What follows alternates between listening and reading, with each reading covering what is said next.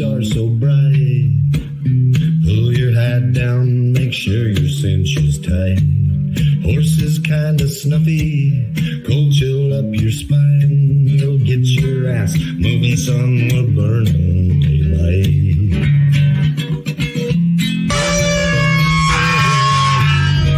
Howdy there, I'm Matt McKinley and we're burning daylight. In the saddle till the job's done right. Welcome to Burnin Daylight, the only podcast for the working cowboy. Oh, welcome back, Daylight Burners. Got Casey Howell back on the show with me, and we're gonna talk a little bit of feedlot shit today. Before we get into anything too much, Casey, I gotta give a shout out to everybody that showed up in Elko this past weekend. I really truly appreciate you guys. I was kind of down in the dumps on Friday. Like, not many people showed up, and we put on a good show, I thought, anyways. And I was not real impressed with my performance, but overall the show I thought was good. Matt and Rachel Wilson are truly incredible people. Those guys are so fucking talented, and they're so fun to be around. But then Saturday morning, Rachel kind of kicked my ass. She called me and she's like, "Hey, we're doing a fucking show. This is the goddamn Burnin Daylight show, and you're a good man, and you're doing good shit, and people came here to see you, so let's fucking put on a show for them." And I was like, you know what? You're fucking right. It's right. And so we started the show Saturday with five cow punchers in the corner, and that was it. And we were having a goddamn ball. And then people just trickled in all night, and before you knew it, we had like 50 people. And we played. I think we started about 7:30, 7:45, somewhere in there. And I think we got off stage at 12:30 or some bullshit like that. We just kept playing, and it was at the point where I literally was I had nothing else prepared for the night. I was like, I've told stories, unless somebody like tells a story that makes me remember a story I haven't told yet. I'm just going to start saying my poetry over again because I'm out of shit. But it was awesome. And I don't know, it just it takes somebody like that. Like Rachel gave me that little pep talk, and I was like, you know, people came to Elko to see me, and I don't care if I'm feeling down in the dumps. They came here to see me, so like, let's fucking entertain these bastards, and that's what we did. And so, like, Adam Drake is a goofy cocksucker, but he shows up with bells on, and he's ready to fucking party, and he brings kind of brings the show to life, and you're like, fuck yeah, I like that guy. I appreciate you, man. So, Adam, hats off to you. All the Canadian fellas that I met, the fella from Utah, I cannot remember his name. I'm not good with names. I'll remember his face forever. But the guy that played cowpoke for me so I could sing, shoot me a message, and because I want you to play next year if you're willing. So anyways, that being said, Elko was a grand old time like always. I fucking love those like truly cowboy events. I know cowboy poetry gets kind of a bad name because there's a lot of gunsels that come to town, but man, there's a lot of fucking sure enough cow hands that come to Elko as well. And you find the good shows, and that's where the real buckaroos, cow hands hang out. Damn. You gonna make it over there, buddy? If I don't, carry on without me. We won't even notice. But yeah, soldier on. At least you can hear me this time. Hey, we've done a lot of, like, I think you're on like 5 or 6 podcasts by now. Yeah, something like that. Like, you're getting up there. You're one of the outside of like the regular shows. You're one of the most frequent guests, and I don't hate that at all. We always have a good time. That's pretty cool. Me either.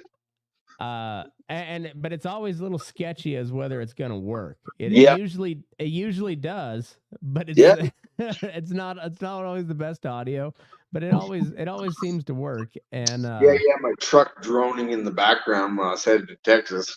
well, you're you're in civilization nowadays, so Yeah. it's Oh man. I actually have a house with an actual bathroom. I got a fucking shower, man. moving on up Like to the the east shower. side. Oh man, like the fact that I can turn a knob and I got water. Like y'all think I'm dumb, but man, that's cool. Like that's really cool. See, I think this is where like me and you play an important role in culture because we can go talk to the black guys and the Mexicans and talk about how poor we were. Oh yeah, Like man. that's So I think half Cowboys our play crew a is vital Mexican. role because We're the there's missing a link.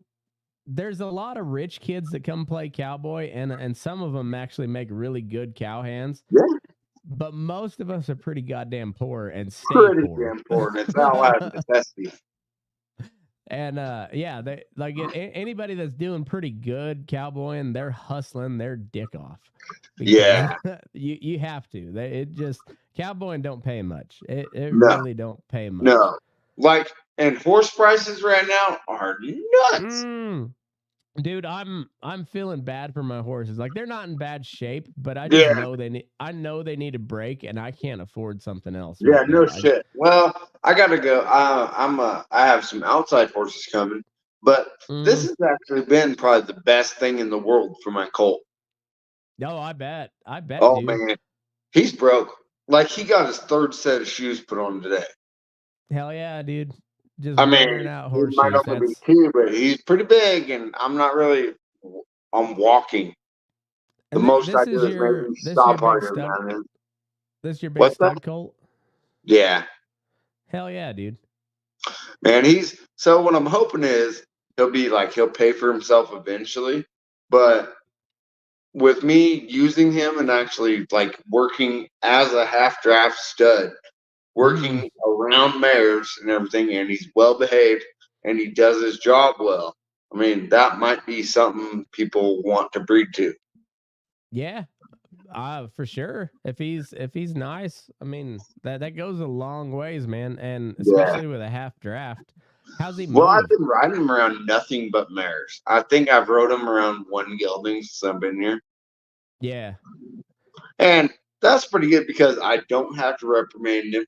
He doesn't even acknowledge the mares. I mean, it's like the mare will sit there and wink at him and everything and back up to him and rub him. And he's like, Daddy, it's touching me.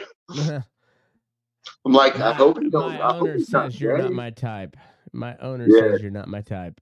I don't know my mother, but I never knew my father.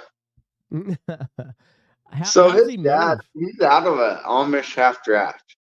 Okay. Or an Amish Belgian. Nice. So he's bred to work. And I have just a bred mare. Belgians are pretty goddamn athletic for big horses. So how's his lateral movement? Oh man, pretty good. Like I sorted go homes on him yesterday, and I hardly missed a one. See, you kind of gotta retrain how you sort on a big horse because you don't have to move as far. You know. Like, well, my big horse more. Oh, sorry. You got to be a little more refined with your feet because, like I said, it only takes a half step for like. Yeah, you don't bang on like them, touch them. A normal, say my good horse is 15-1 somewhere in there, and it'll take if I want her to go halfway across the alley, that takes like a goose. It's like a jab and hold. Yeah. But my not so good horse that's quite a bit taller, he takes just a jab. Yeah. I want him to step over, but also his step is about 1 1/4 of my good mare. Yeah, so I mean you gotta kind of, but he's also a lot my good mare obviously is gonna be my real good horse, she's real responsive to the feet, so it doesn't Yeah. take much.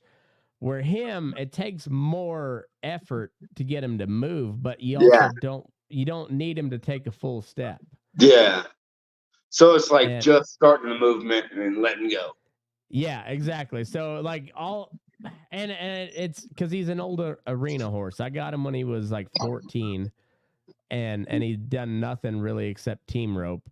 So like he's a fast son of a bitch, like strapped to a goddamn rocket ship. But when you go to sort something, his nose goes straight up in the air. So like you've got to be very deliberate with your Yeah. feet. But like you got to get his attention, but you cannot hold it for very long. So everything's like it's almost violent looking. Yeah. Like when you're Quickly. riding him, it looks real violent, but it's not. It's just like it's the horse, you know? Yeah. Well, you've seen that bullseye horse of mine, that big tall gray.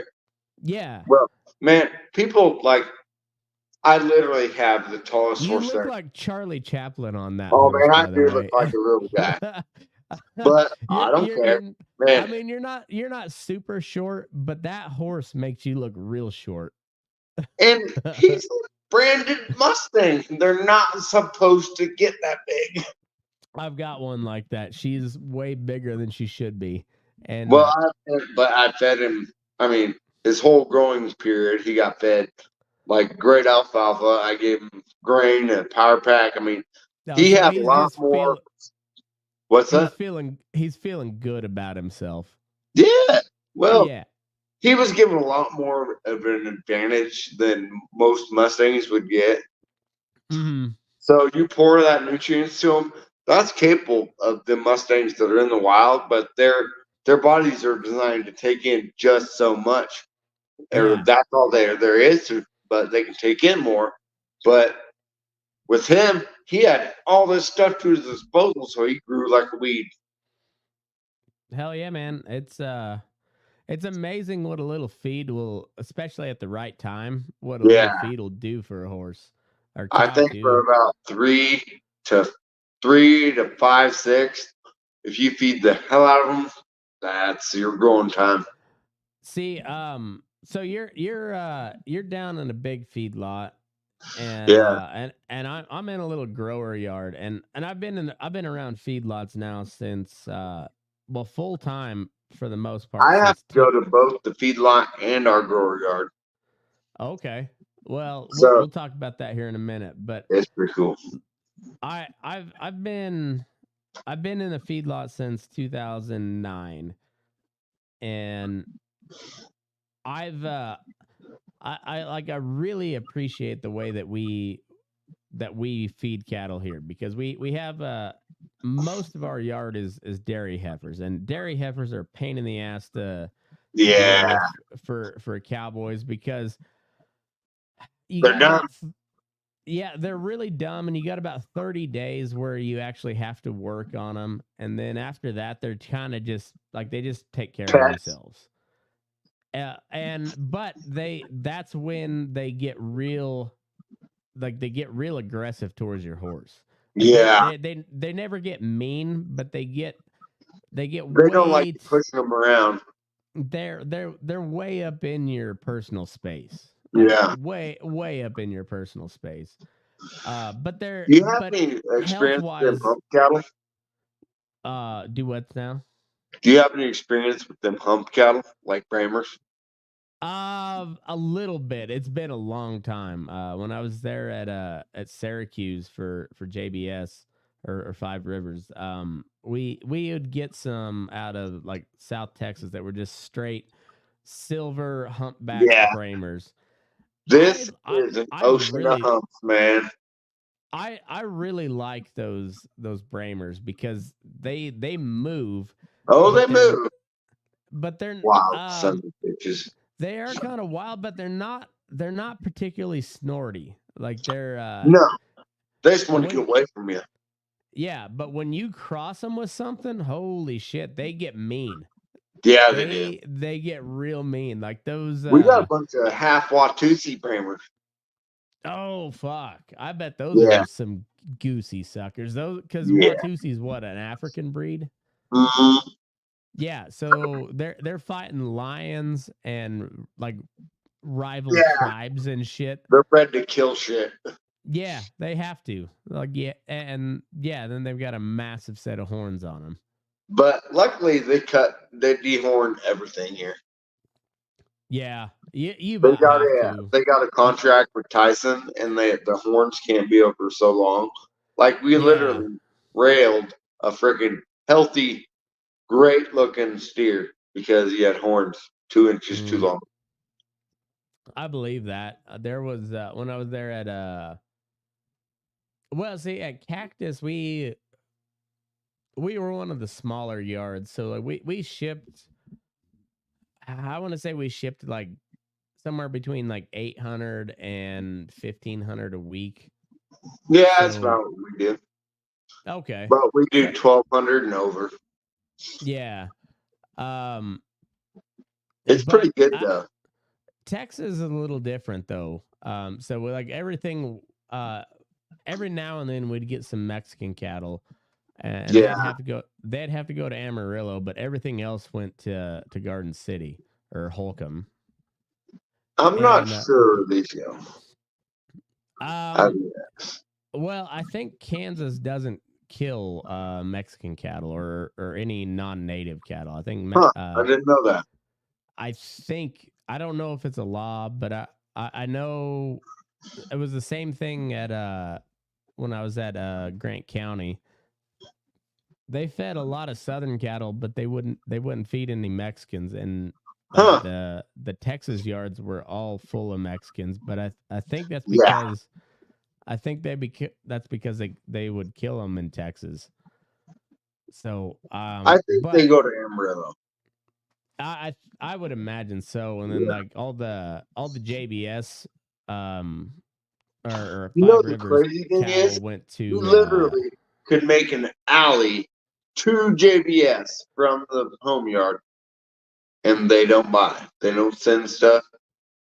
yeah. I mean, I understand prices and everything, but it'd be really convenient. I know, and all it would take is for JBS to bid just a little bit more. Yeah. That it'd be well, like they'd save so much money on freight. Oh But, yeah. But that's how those big boys play though. It's Yeah, by the numbers. You got your territory, I got my territory, and we're not going to overlap, because if we overlap, then we're going to come into competition, and competition's bad for everybody, because now we can just set these prices high. Yeah.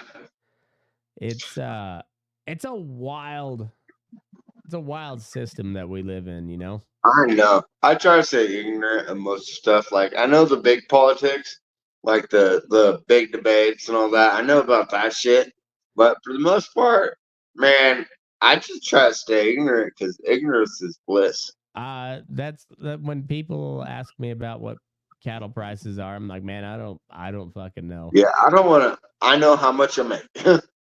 Yeah, that's pretty much like I know the cattle I ride, and I know how much I make, and that's all I need to know. Like I'm curious about a lot of it, and then the more I find out, I'm just like, I really, you know like. what? I'm gonna do my job, because seems like everybody in the business, minus the giant packers, are just like holding their nose at the deal they get. And Yeah. like, I don't even know how you change. They're taking the best they can get, and that's all they can get. That's shitty part. Yeah, and I don't know. So like we have a couple guys that feed out cattle with us, and not a lot, but they do the direct to consumer. And this one guy, like he's doing I don't know, like 4 or 5 animals like a quarter or something like that. And so, you know, you're looking at like, I don't know, somewhere between like 12 to 20 head of cattle a year, which is like, that's not bad numbers for one rancher. Yeah, I Like, mean that's still plus his other income. I mean that's still $30,000. I know, and that's why I'm saying I like man, I wish more people would hustle like that because Yeah. I bet it pays off in the long run. And his wife does all like the social media stuff and like they do a good job of it. But it's a lot of work, I can tell. But also, I Yeah. was like, I bet it pays off for him because I see his cattle, and his cattle are like just they're just easy. You don't have to do shit Yeah. with them. I ride by like I back alley him every day, Yeah. and I'm Looking. and just like Yeah. yeah, and then like once a month he comes and picks up a load of steers and then like every other month he'll drop a couple more off and you're just like, fucking keep at it, man. I hope Yeah. this builds into something cool where like you almost have to build your own packing plant to keep up with the demand. And That'd be pretty cool. but I wish more people would do that because that's how you break the big like corporate Yeah. shit because But you have to get a lot of people to do it. But you with have to. with these corporate yards, it's really, I mean, you can't compete. No, because they can, they can outbid you on like the first 3 set of cattle at the sale barn Yeah. and just overrun the market. And then after that, they can bid whatever they want. Yeah, pretty much. So And we would get cattle in when I was down in Colorado, and there's an expected death loss of like 35%. And I'm like, what? that's a high death loss. Yeah. But it was acceptable because of what they were giving for them cattle versus what they're making in the end, and plus what it costs to feed, medicine, all that. But man, I was just like, but we drove it all the way down to 3.4. Yeah, that's I not mean, bad. I mean, we were pulling like 150, 200 a day in a 7,000 head starter yard. yeah, that gets old pretty quick, don't it? Oh man, it does. Horses get nice, good horses, and I made a pretty good dog out of it. It's funny. You'll have a guy be like, "I don't know why you don't just doctor all of them in the pen." And you're like, come with me for a day, and you'll see why." Yeah. Your horse, you're gonna need 2 or 3 of them if you do that. You ain't got enough horses for it. I promise you. Yeah. Like I am one. So we have 12 guys on our crew, and I am one of 2 guys that's allowed to carry rope. Nice. I mean, it's just because I'm at the grower yard. Because there's really no reason to rope a fat unless that's that. I mean, you can break in case of emergency. That's kind of. I mean, I've had to rope fats before, but it was for something dumb. Either they tried to run off or wouldn't go through a gate or something like. But like not a gate from the pen. Usually, you can take you out with them. I mean, fats are big, dumb, slow, and stupid. They just want to play and move along. Right. And so you just get the one that you want on the fence and let whatever else go out in front of you. Set a block gate, and then it's pretty easy to pull fat. Oh yeah, it's harder to see them than it is to pull. Yeah, like that. Like fats are pretty tough to see sometimes because they're fat. Yeah, they're fat. And they're about the only thing you can indicate, the normal slobber. But a lot of them you have to look at their shoulders and fucking even from the back, you can see it like a heart failure or something. Yeah. But so I've had them where they really didn't even show in their chest, and it was more through their whole body, and instead of going through the front, kind of went on the bottom of them.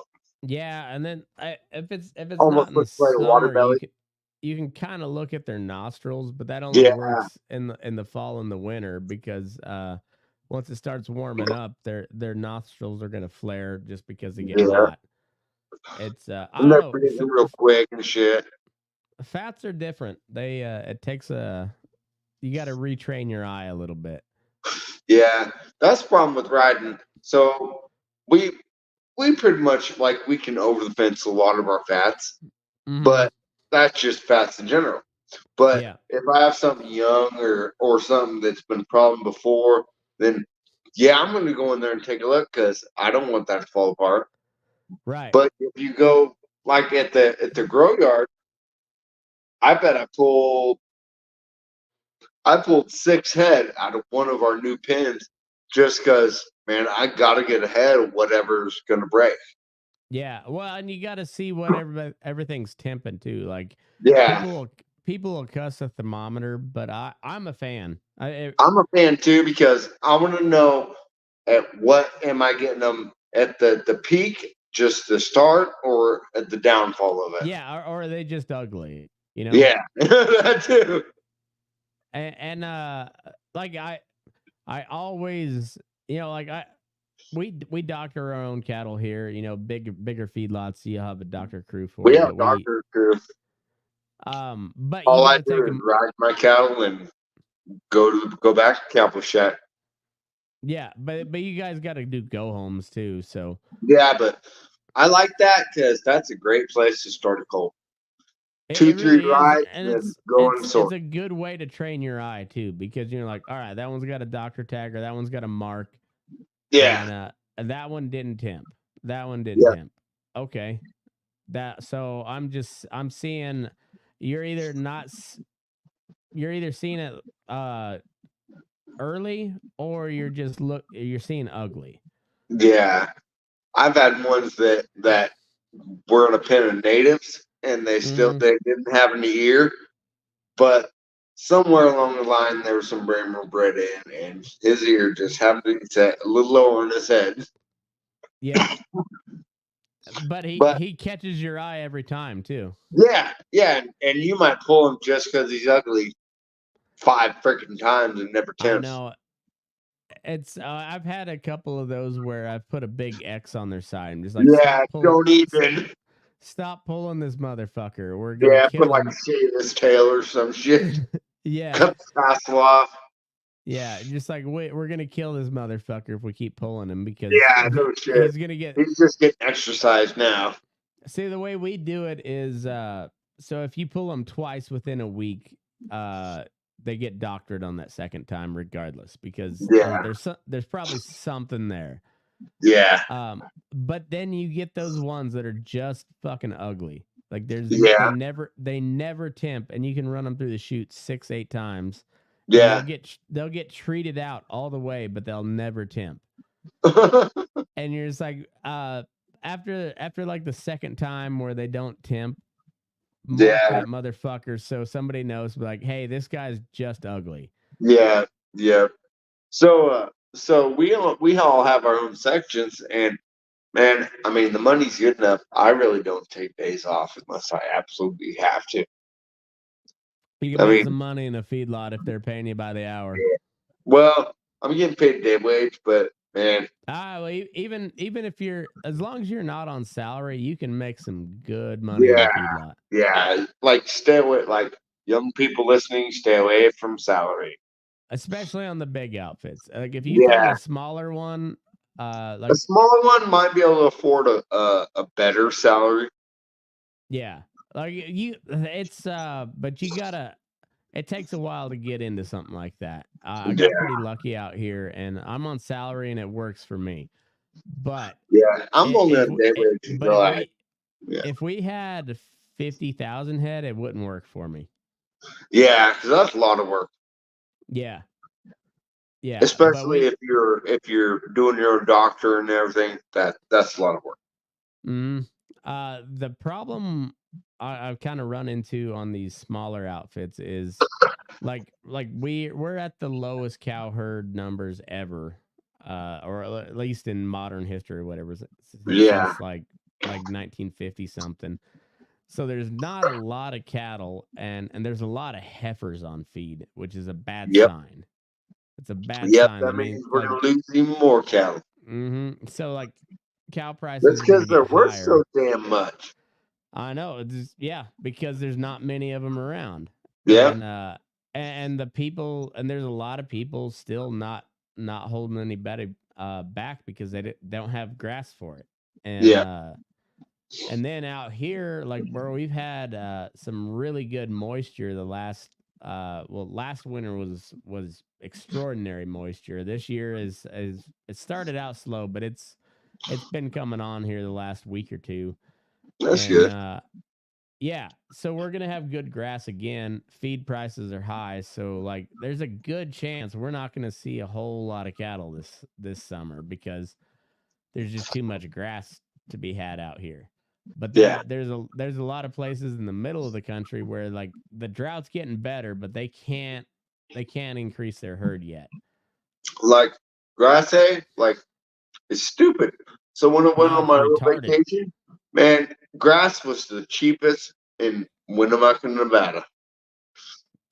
Yeah, because we had a lot of moisture last year, so we had a lot of Wait, hay. no, it was in Wickenburg, Arizona. Either way, they had a lot of. You know Yeah, what's they did. funny? I had that dude from Vermont. What's his name? John Clark. He's friends with Kate Bowen. And he brought up how they had that big volcano explosion in Tonga, I think is where it was, but somewhere in the South Pacific, Yeah.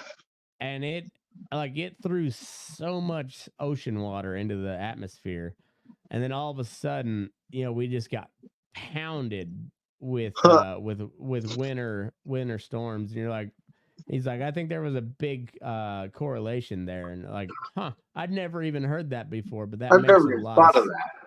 it makes a lot of sense. Like cloud seeding on a giant scale. On like a massive scale. Like, I mean, it was a bigger explosion when they used to drop than when they used to drop nukes there in the South Yeah. Pacific, because they used to test a bunch of them over there in that general area. Yeah, that's where that big ass iguana came from. Yeah. And this volcano explosion was like 5 or 6 nukes going off. Jesus Christ. Yeah, so definitely possible.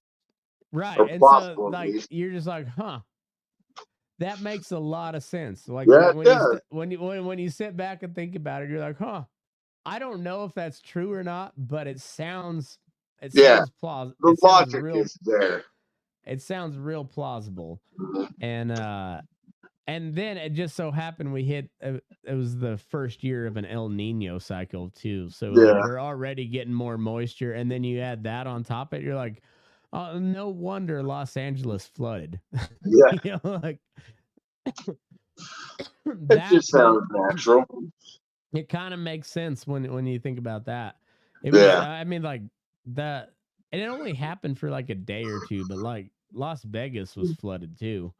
But yeah, I don't know. It's just So I rode out in the desert in Arizona, and man, mhm. I've noticed like I never, I was having fun.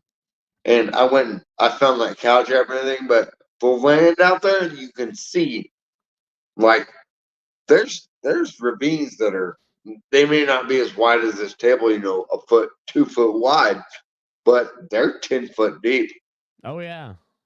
Yeah, because like when it rains, it fucking rains. Oh yeah. Yeah, the like we grew up where we grew up, they called it the Great American Desert, and Yeah. it's pretty deserty, but it's not Man, have real you desert. ever seen two buttes full? A couple times I have. I've only seen it full once, but it Uh, filled up this last time and it stayed full for like a decade. yeah, it's yeah, when it gets full, it stays full for a while. Yeah. But then I remember it was like in 2012 or 2011, 2012, somewhere in that range. Yeah. There was an old boy that lives at Two Buttes, and he walked right out into the middle of the lake, and it was only Yeah. like shin high at the Yeah. deepest part. I remember it Um, was it was blowing up. You could see like plants going all the way, oh like yeah, all the way there across was it. a lot of dead fish because Yeah. because it was so low. And then the I used next to go year cliff it diving filled over right. there. The very next year it was like at one of the highest levels it's ever Yeah. been. I It's bet they weird. dropped a lot of fish. Oh yeah, it's weird when Mother Nature decides to change course. Like, Yeah. it I just mean, all of a it sudden was the desert. you go a year and a half without any measurable precipitation, and the Yeah. next thing you know, it's like the month of June, you get 12 inches of rain. You're like, oh, that's Well, a don't they yearly. irrigate out of that lake? I think so, or they used to, or I don't think so much anymore, just because there's not any water left. Yeah. That's one of those things my dad's been fighting. Is he's like, you're sucking the aquifer dry, You and know you're what? You know what doesn't make you might enjoy this. So I think it was 1934 water compact that was the last where one. where they went through or the water for Bondi Dam. So they drained the dam. They Yeah, drained and the whole reservoir, and man, that killed an entire freaking source of income for thousands of people. oh yeah, there's a song by Jason Boland about that same type of deal in Oklahoma, where the opposite thing is where they cleared out like a whole bunch of farmers and built a reservoir, Yeah, and now like there's it's like one of those Lake of the Ozarks deals where you're like, Lake of the Ozarks is this massive fucking lake, but it's not. It's 100% man made, yeah, and that's but nuts. yeah, you and it built an entire economy off of tourism and like leisure sports, Yeah, but it pushed all these farmers off their land that'd been there for 5-6 generations. well, there's a few farms out in that lake, but or a couple anyway. But there's like the old foundation, a bunch of plows and shit out there. When the water drying up, you can go and find it. Yeah, it's wild, man. When you're in a road that goes right through the center of the lake. It's crazy how quickly America changed. Like Yeah, farming, everything. Like we're still. So I was listening to that interview with Tucker Carlson and Vladimir Putin today, yeah, and he was talking about how the Russians celebrated their 1000th anniversary in 1862. We were in the middle of our civil war, which yeah. the country's not even 100 years old. In the middle of a civil war, and the Russian Empire just celebrated their 1000th anniversary. Like, this country is so young as far as like Western terms go. The Indians go way back, but we did a pretty good job of just wiping them off the map. Yeah, unfortunately. I mean, I'm not taking sides one way or the other. I'm just saying that, Oh, I like, think it's pretty fucked up. I do too, but I also like it's not any more fucked up than what's happened around everywhere else in the world. Yeah, it's just human nature. I mean, it's the story of humans or and predatory instinct. yeah, I'm gonna well, it's kick just your like, ass. all I'm gonna right. take your land. I'm gonna eat your food. Well, and you could even break it down even further. Just like, you guys use this land, but not like we could use this land, Yeah, and turns out the European settlers were right. They had a far more productive use of the land. yeah, Maybe not as obviously not as intimate of a knowledge of the land. yeah, So like their the practices that the Europeans brought over are good for like a generation or two until shit changes, yeah. and Until the like world just that's changes where like shifts. the whole climate change kind of comes into Yeah, to effect. Like I don't agree with like the climate change agenda, because they're trying to just shut us off from fossil fuels right now, and that's a stupid idea. But there's like a well, lot of to say climate people. change doesn't exist, that's kind of. I mean, Look at the Dust Bowl. It yeah. I mean, absolutely, like, it happens. we didn't change the weather, but we goddamn We sure changed manipulated the land. the conditions on the ground Yep. through farming practices and whatnot. Like the weather did what it was gonna do. I don't think we're ever going to change that. But like I said, we can definitely change the conditions on the ground. I mean, Yeah. this past summer, it was 31 days in a row that Phoenix got over 110 degrees, where everywhere else around it cooled off pretty drastically. And you're just like, oh, it's all the concrete and Yeah. asphalt and steel, and they like, yeah, it's a dome over Las Vegas and Phoenix in particular. Maybe they need to do some painting. Yeah, or figure maybe there just shouldn't be that many people living in the I fucking like that. desert, Yeah, I you like know? that. But that many people can stay there because they're used to that many people. Right. Exactly. But like figure out how to get your own water. Yeah, You stop know, like making more. right. It's like LA, you know, or California in general, they're climate friendly now. Yeah. So that there's no coal or very few coal fired power plants in California, but they import a ton of energy from Utah, and that's all coal powered, Yeah. baby. You're like, Oh, man. And it's all bullshit. It's all it probably bullshit. runs their electric cars too. Oh yeah, it does. And then yeah, that's the thing. I'm very intrigued by the electric car. Man, I think did you see when it froze everywhere and all them Teslas were stranded? yes, and I'm like, so it's like we're not there yet. I'm No. intrigued because like when you see fucking the Cybertruck drag racing a Porsche, towing a Porsche and just blowing it out of the water. Yeah. You're like, all right, there is something to the power in an Yeah, electric there's vehicle. something there. There's some really cool shit there. But by the Well, way, like a train's nothing but a generator with yeah, fucking electric wheels. I mean, makes sense. I know, and like no, the technology is fascinating, but it's Yeah. not ready. It's not ready to take it. Like until you can stop after when your battery goes dead and when you can charge it in like 5 minutes, Yep. that's a game changer. Not And you 12 hours or 21 hours. and you can make the energy affordable, which is going to take some fossil fuels, by the way, Yeah. or nuclear, one of the two.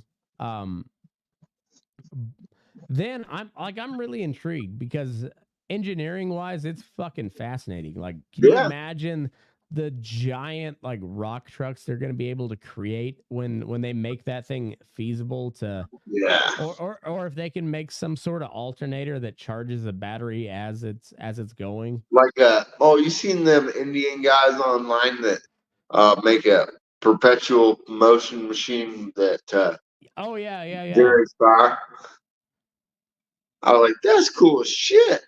But like, if it keeps spinning, why can't it work? I mean, if it's generating power and making itself spin with its own power, then why don't they invest in that and somebody start doing something like that? Do you remember how gay the first version of the Prius was?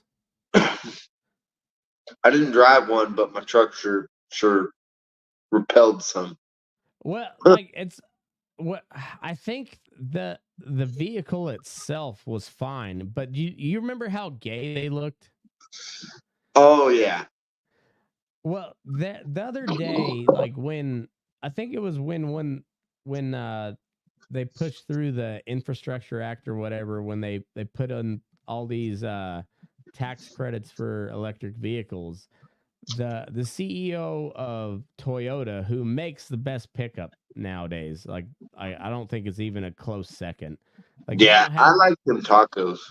they don't have the like the heavy duty 3/4 1-ton ones yet, but just give it time.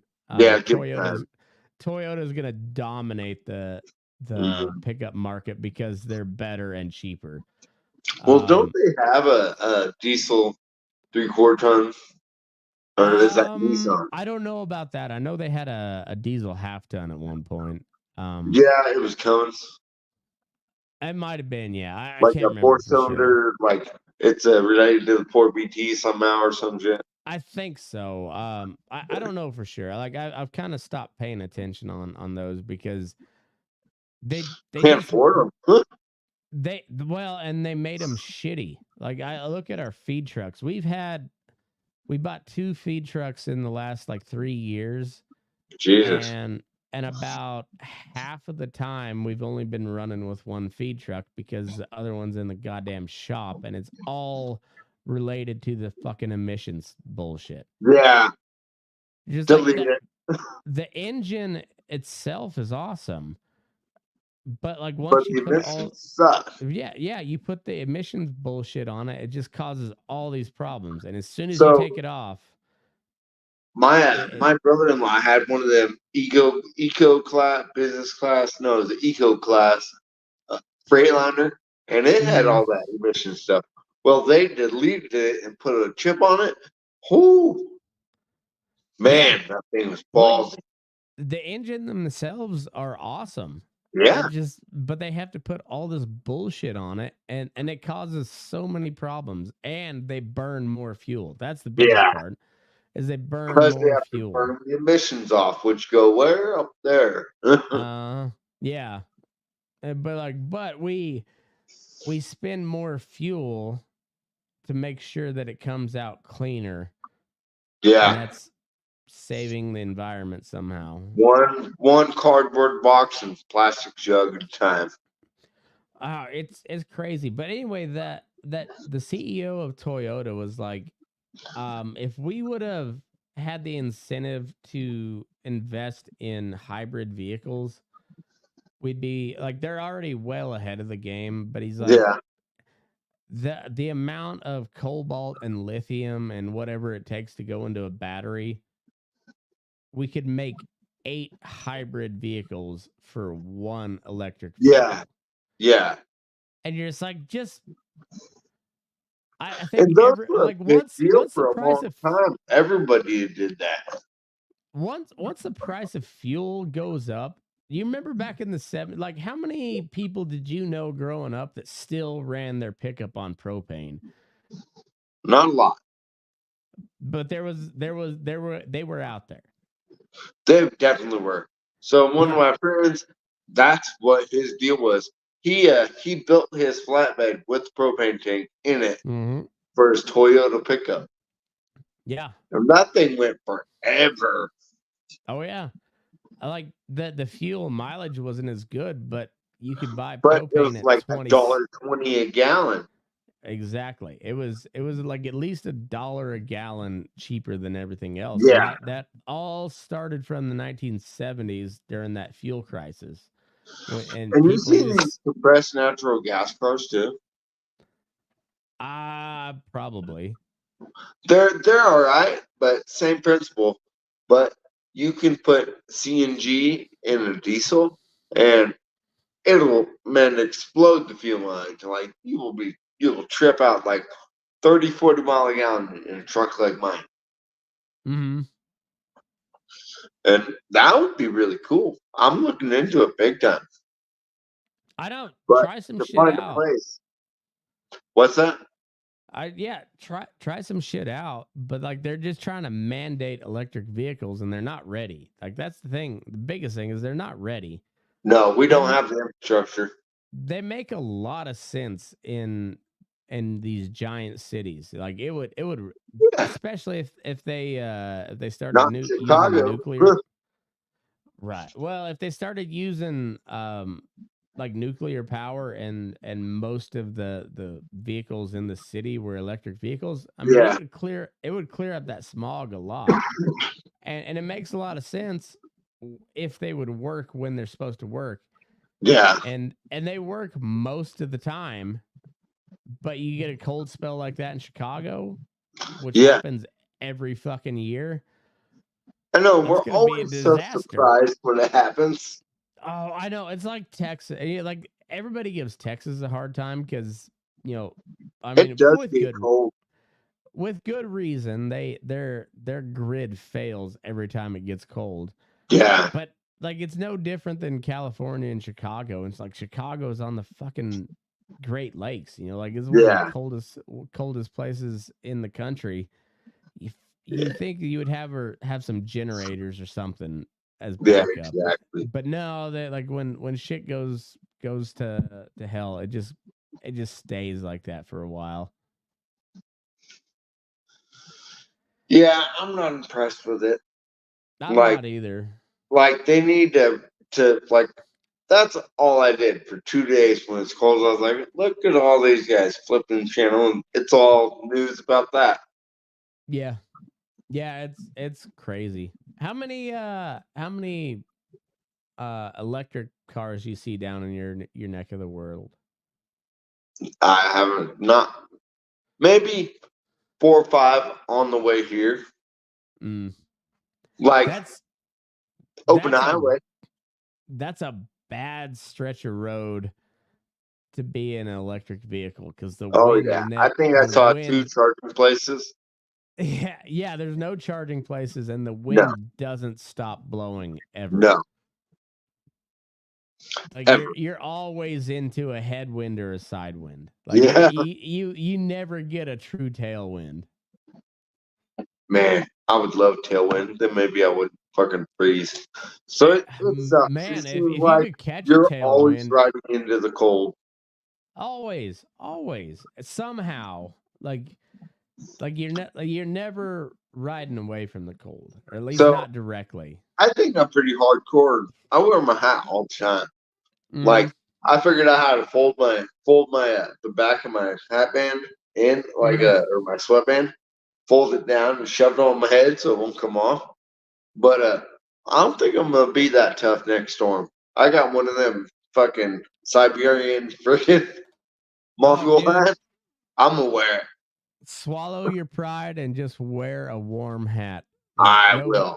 I'm doing nobody fucking cares, man. I it gets below 40 degrees, I put a Scotch cap on. I don't give a fuck. Man, I seen a kid wearing one today, and I'm like, I'm almost in a t-shirt. Like, I had taken off my sweatshirt earlier, and he's riding a Scotch cap, and I'm like, so we got a young guy, and Mm. man, I think the crew needs a guy like that. Like, seriously, like somebody that takes all the shit, but is willing to do the job that most of us still feel too damn prideful to do. Mm-hmm. Like this guy hauled go homes that we had to send over to the other yard, and he hauled them in beds, just happy go lucky, fucking listen to the radio, Right. drive around and pick up all day, never even saddle a horse. And that's a weird day for me. Like I couldn't picture not saddling a horse. See, these are the reasons I'm not a feedlot manager, because I don't want Yeah. I don't want the full responsibility. I just want to punch cows. Yep, that's all I want to do. I just want to ride my section I and can I go can home. do I can do most everything that it takes to be a feedlot manager. I just don't want all that responsibility. Yeah, Give me yeah, I'll be the assistant, and I'll run day-to-day shit when I have to. yeah. But I'll be the fill-in. I'll be the head cowboy if need be. That's about it. mostly just let me take care of cows. That's what Yeah, I want to do. I just want to do my job, and I Yeah. ride cold. So, well, I think I'm gonna quit doing that because I'm getting old, and man, hitting the ground hurts. Well, and the colds that you get are very unpredictable. Yeah, I mean, it's Most of the time they're okay. Like they're not that much work, but sometimes you get one and you're like, I'm gonna well, charge you so much money for oh this yeah, this stupid bitch. this thing sucks. But I Mm-hmm. got pretty lucky with my personal colt, so I've never paid like I paid probably the same as 4 or 5 of the horses I actually bought in my life. Mm-hmm. Like he was not cheap, but after getting him, I'm like, man, I should have done this a long time ago. I Because know what it's always that old argument, you get what you pay for, but like god damn, it is hard to it's buy hard a to argue. Yeah, but also it's hard to buy a $5,000 saddle because you're like, God, I could buy Yeah, 2 horse. I could buy a lot of shit for this one saddle, and yeah. then you ride it and you're like, this thing's gonna be Uh, here. It's man, gonna be I here a bought one of while. the NRS competitors, and it was a Mm, lot. It was a lot of money, but it's so comfortable. And it yeah. was like it broke in a week. I was like, this is nice. Well, when I finally broke down and spent the $500 for a pair of semi-custom Beck boots, like it's custom to your Yeah, foot, but it's the working cowboy special, so you only get so many options to make it yeah, custom. But either way, just to get a boot that fits you, you're like, oh, I get why people pay for these. Like, yeah. and This is why. Yeah, yeah, it makes a big difference. And like my buddy Jake Houston, his boots are not cheap by any means, but like goddamn, he puts some time in. They fit your foot like immediately. They're that's very awesome. they're very little break in, and they look cool as shit. So you're like, I get where the price comes in. Yeah, It's just like all my tack that I paid for, like even my bits, my rain chains, everything. It is a get what you pay for kind of deal. it is to a certain extent. There's some of those bits where like I like that Yeah, bit, but I've seen a classic that'll ride just the same. man, And and actually, my bits are them classics. they're not bad bits, They're honestly. cheap and they're well made. They don't pinch. They're good. They're all right. And if you work in a feedlot, you don't mind if they rub a little bit of silver off them. It's not Yeah, real silver anyways. So yeah. Well, and I have my buddy. Like, not a lot of people riding rain chains, but especially in split reins. But they're stainless. yeah, they That's what I last love about them forever. because they get bad, man. Just hose them off or fucking a wire Hmm. brush or something. Yeah, they ain't gonna rot out. No, Yeah, it's I don't know, man. Feedlot changes your perspective on a lot of shit. You're like, it does. Like it makes you how appreciate good is that outside. saddle? Yeah, What's that? you're like, how good is that saddle? How good is Yeah, that bit? man. This Because guy that paid $6,000 for his saddle. it's a lot of money for a saddle. I mean, I can understand. He says it like the perfect saddle, but he's a bigger guy, bigger Mm, saddle, But it fits his horses and fits him good. yep. I mean that's a big it's a big part of it. Yeah, But also, like I've told people, I'll never buy a Corey any saddle because I've seen too many horses get chewed up. But I know yeah. some really sure enough handy like good cowboys, That ride them, and they're good saddles. and nothing else. And you're just like, I'm not gonna talk shit. I'm just not gonna buy one. Yeah. So I've noticed that most of them saddles that do chew on a horse, they're usually 3 or 4 years old. Yeah, and they're on a green tree too. Like Yeah, the tree's not dried out properly. yeah. Not kiln dried or anything or time Yeah, dried. yeah. I don't get it. It's all production made. Yeah, I'm not a saddle maker, but No. there is definitely a difference to getting a handmade one. It's just how much do you want to spend extra? And I'm not gonna talk shit on the guys that charge an arm and a leg because Yeah, it looks like fucking work, and I don't want to yeah. do it. Well, But and I know also, guys that I have they to can just build go. a nice saddle, but it's just covering a tree Mm-hmm. because some of their stuff looks pretty elementary. I mean, I can't talk shit because I can't even put one together, not even like a hand drawn one.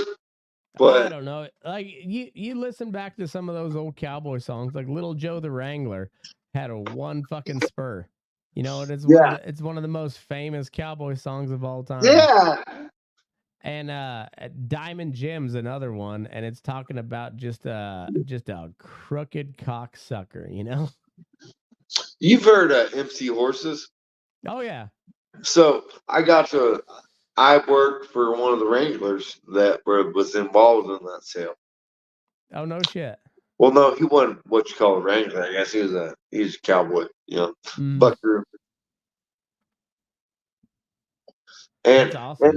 he actually they actually had some horses that were from that string, like from that group of horses that were offspring of them. That's awesome. It was a cool story. That was the outboard up in Oregon. I was green as fucking weed. Yeah. I know some people up from that part of the world that know they were kind of around when that whole thing happened, and that's one of the songs I made it a point. I'm gonna learn it this year. I'm gonna play it on guitar for Elko next year's MC Horses because it's just a good old cowboy It's a tune. good song. It's a Tell great story. fucking song. Hell yeah.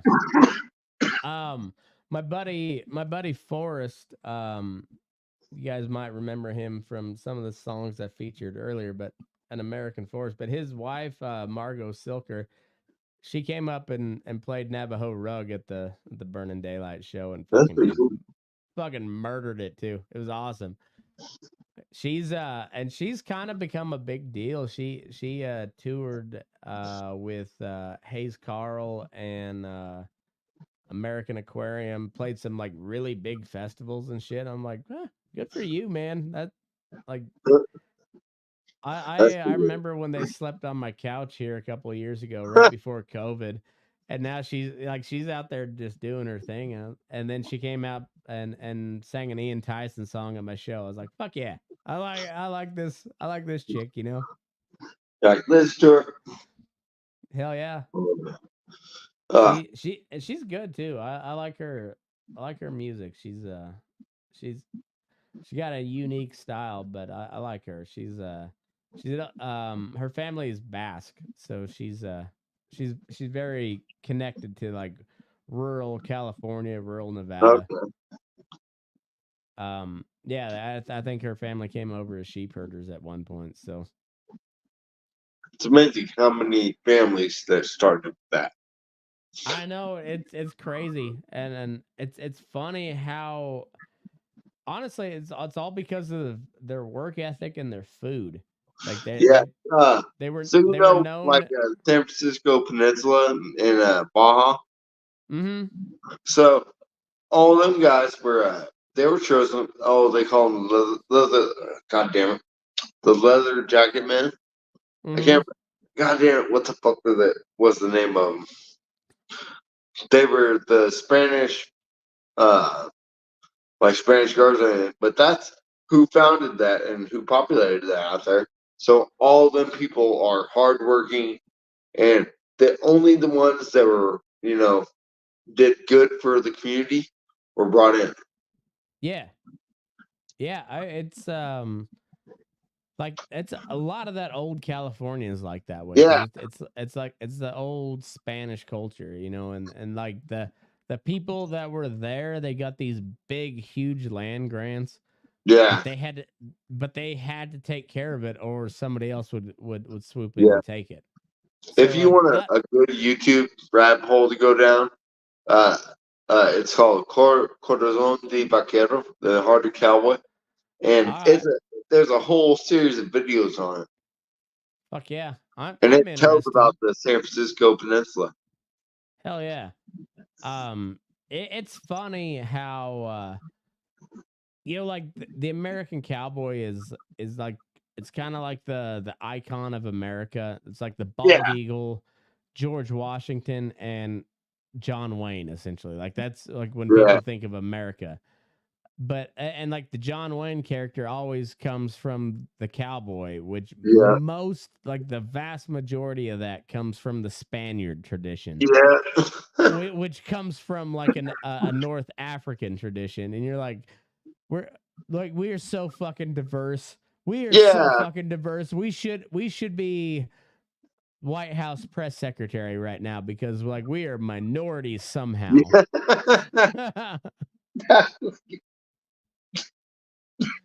Like we've got every fucking culture known to man tied up in the Great Basin cowboy or the Texas cow puncher. You know, it's like we took a little bit of everywhere in the world, from the British Islands and Ireland to North Africa.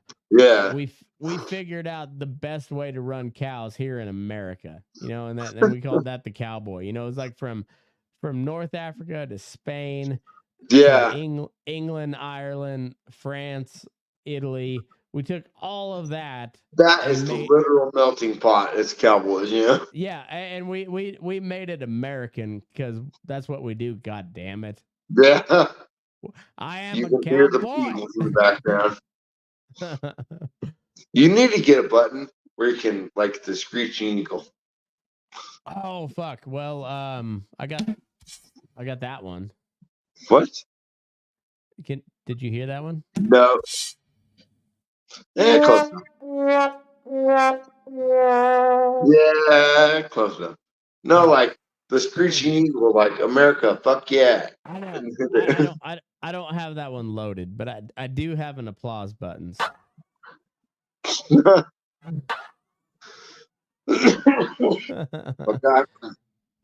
Oh yeah. I should get that one. Just like it should be the first part of Team America World Police. Just, Yeah. America, fuck yeah. Man, I watched that like a month ago. So I think Americans just need to watch it. Durka.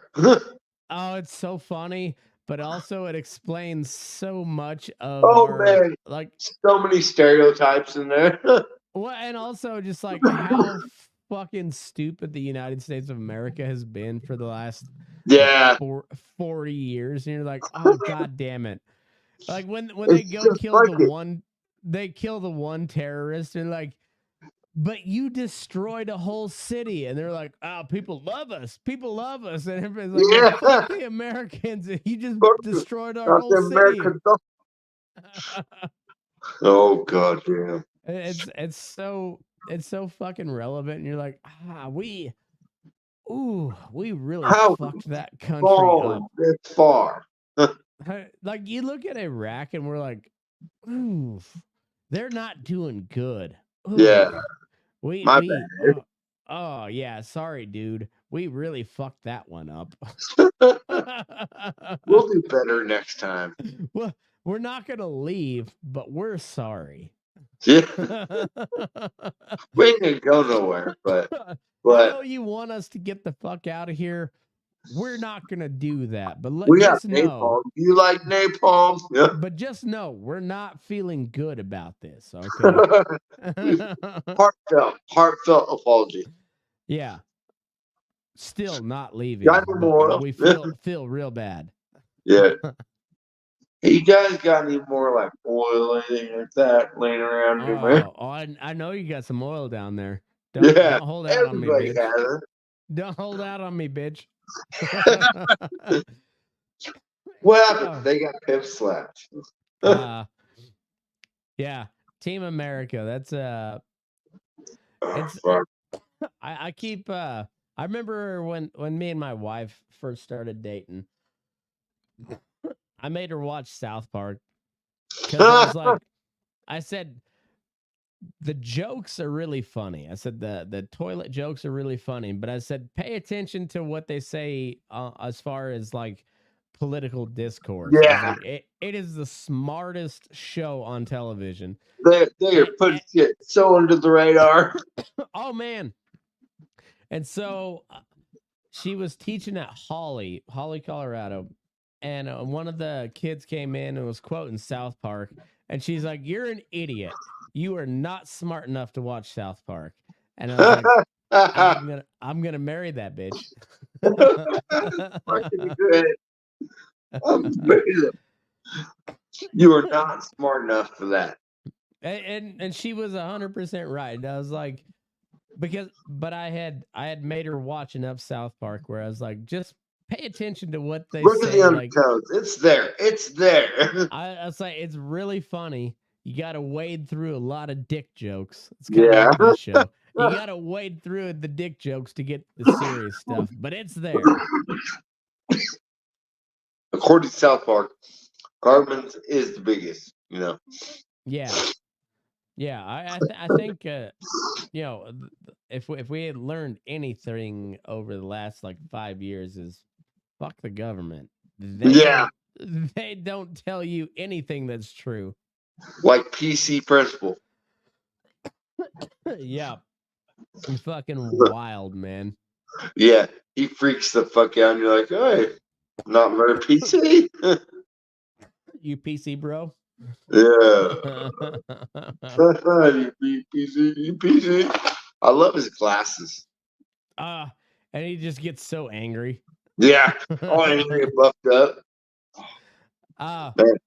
One of the funniest episodes they've done, and it was one of their newest episodes, but it's like Randy's oven door was not shutting correctly, and his wife had been bitching about him for like 6 months to fix it, and he's like, I don't know how to fix it, so he called a handyman, and it's like 3 weeks out, and he's like, fucking nobody knows how to fix anything anymore. Gaw.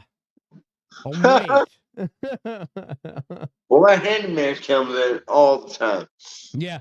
Well, then the handyman starts making all this money and starts balling out of control, and then buys a bunch of spaceships and tries to go to space.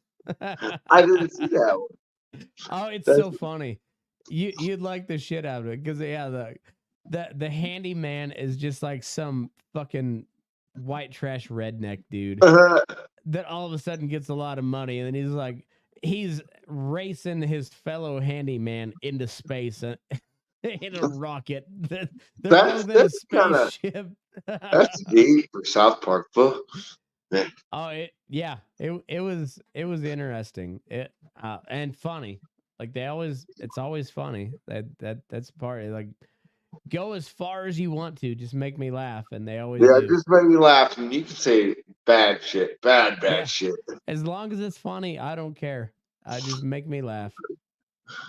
Hell, man, you care if I call this early because I'm getting tired as hell.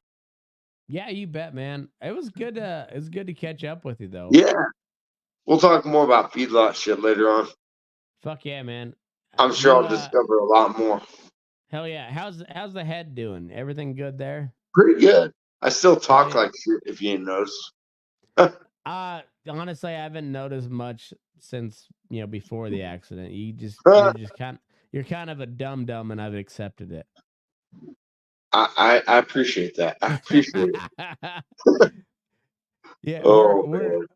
And for everybody that gets offended by that, we're homies 3 years running now, so it's okay. I mean, I can say that I was pretty retarded and I enjoyed it, and I can say that because I have brain damage. And you're still fully retarded, so we love you just the same. I'm only 12% less retarded. No, 12% more retarded. And now you have an excuse, and that's what I love about it. I don't have the strength, but I got the excuse. I'm waiting for somebody to go, do you have fucking brain damage? Really? Yeah. Yes. Yeah, I do. Yes, sir, I do. I do. You want a card? Would you like to talk more about it? Because I will. It ain't Lord Jesus, but man, I can tell you. I tell you a thing or two. Yeah. Yoga pants, they are the style of nurses. And they're not real great to ride a horse not in. all of them. But some. No, the night nurses. Yeah. If we can end on one thing, let's end on this. Yoga pants are either the best thing in the world or the worst. It's not so much the worst thing in the world, but it's a distraction. It is. Not a good yoga pants in and of themselves are a distraction. Yes. And there's either bad. There's because no if they're in bad, between. No. There's no in between. Not at all. Even the mediocre yoga pants make him go, "Oh yeah, I'd touch that thing." Yeah. Yep. Even the ones who don't have that good of an ass, yoga pants will make them look like, oh, they got kind of an ass. TikTok ones. I know, but then you see the Walmart people. Yeah. And you're like, oh, no, you need jeans. Please. Yes. Put No, jeans not on. even jeans. Like a moo-moo. Like sweatpants. Yeah. Moo-moo. Yeah. Like no shape to that. Like we know your shape and it's not desirable. If you're gonna wear leggings, wear a dress over them, please. Or we have the reaction that's like, oh, I didn't know that was a possible shape. You look like a potato. I feel like I should congratulate you, but I don't want to, because you're disgusting. All right. Well, we can definitely agree on that. There's no in between on yoga pants. Yes, and Haley Wilkerson, I hope you enjoyed this episode. You were the one that set it in motion. I was she was the one that said you should have a podcast. You tagged me and said I will when you have me back on. I read that and I was like, you know what? It's been a minute since I've talked to Casey. Been a minute. I'm back in Texas, but I'm staying this time. Fuck yeah. So anyway, cheers to Haley Wilkerson. Yeah. I wanted to talk to Casey anyways, but that was a good idea you had. So hell yeah. I appreciate you, and Casey, I appreciate the fuck out of you, man. Keep doing your thing. I appreciate it. And everybody else, thanks for listening, and move your ass. We're Burnin Daylight.